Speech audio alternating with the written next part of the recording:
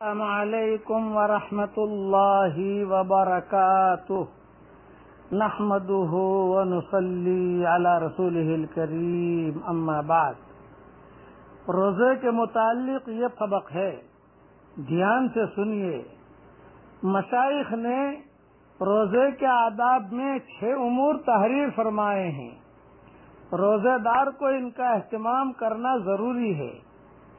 6 امور میں ایک ایک کر کے گناؤں گا انشاءاللہ، لیکن 2-3 دن لگیں گے اس میں، اس لیے دھیان سے سنیے۔ سب سے پہلا روزے کا عادت یہ ہے نگاہ کی حفاظت۔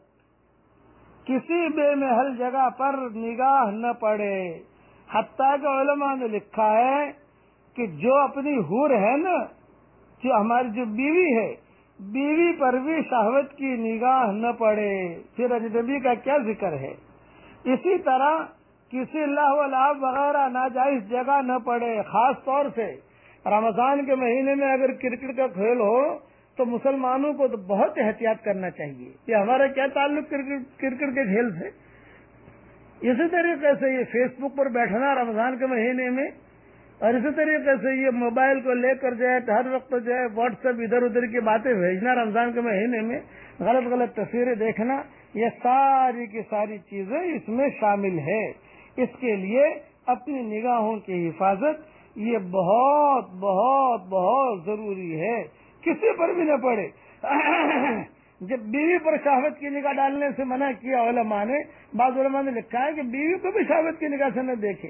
راستے میں آپ جا رہے ہیں، کوئی فوٹو لگے ہوئے ہیں تو ویسے ان کا دیکھنا تو ہر حال میں حرام ہی حرام ہے، لیکن یہ کہ رمضان کے مہینے میں تھوڑا اس کا کافی خیال رکھیے تاکہ آپ کا روزہ قبول ہو جائے۔ اور دوسری چیز جو ہے زبان کی حفاظت ہے۔ جھوٹ، چغل خوری، لغو بکواس، غیبت، بدگوئی، بد کلامی۔ رمضان کے مہینے میں روزے کی حالت میں ذرا آدمی کو غصہ بھی زیادہ آتا ہے، جھگڑا وغیرہ، یہ ساری کی ساری چیزیں اس میں داخل ہے۔ اس میں خاص طور سے غیبت سے بہت بچا جائے۔ ایک حدیث اور ایک قصہ مختصر سن لیجئے۔ حضور صلی اللہ علیہ وسلم کے زمانے میں 2 عورتوں نے روزہ رکھا۔ روزہ میں اتنی شدت سے انہیں بھوک لگی کہ ناقابل برداشت بن گئی۔ موت کا وقت قریب آ گیا۔ حضور صاحبہ نے حضور صلی اللہ علیہ وسلم سے دریافت کیا کہ حضرت یہ تو بالکل مردے کے قریب ہے دونوں عورتیں، تو کیا کریں؟ تو حضور صلی اللہ علیہ وسلم نے ایک پیالہ ان کے پاس بھیجا اور ان دونوں کو اس میں قے کرنے کا حکم فرمایا۔ دونوں نے قے کی، الٹی کی، قے کہتے الٹی کو، الٹی کی تو اس میں گوشت کے ٹکڑے اور تازہ کھایا ہوا خون نکلا۔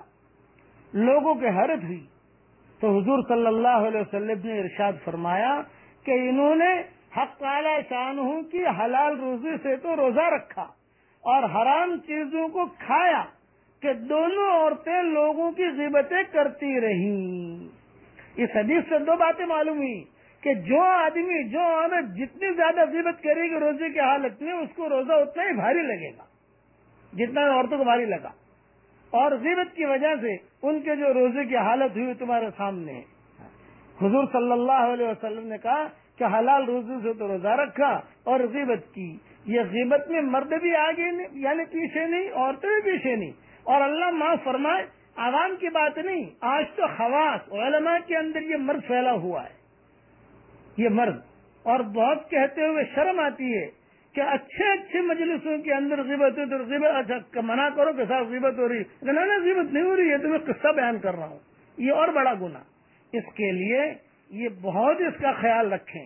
غیبت کے بارے میں معراج میں جب حضور صلی اللہ علیہ وسلم تشریف لے گئے تھے تو بڑی وعیدت، چلو معراج کے قصے تو اپنی جگہ ہیں، لیکن قرآن شریف میں اللہ نے فرما دیا لا یغتب بعضکم بعضا ایحب احدکم ان یاکل لحم اخیہ میتا فکرہتموہ واتقوا اللہ ان اللہ تواب الرحیم، کہ کسی کی غیبت مت کرو، غیبت کرو گے تو اپنے بھائی کا گویا کہ یعنی اس کا گوشت کھا رہے ہو۔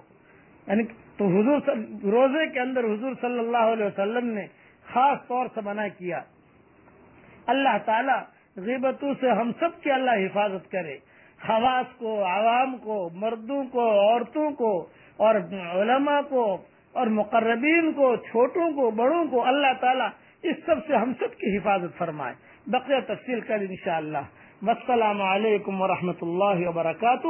وآخر دعوانا ان الحمد للہ رب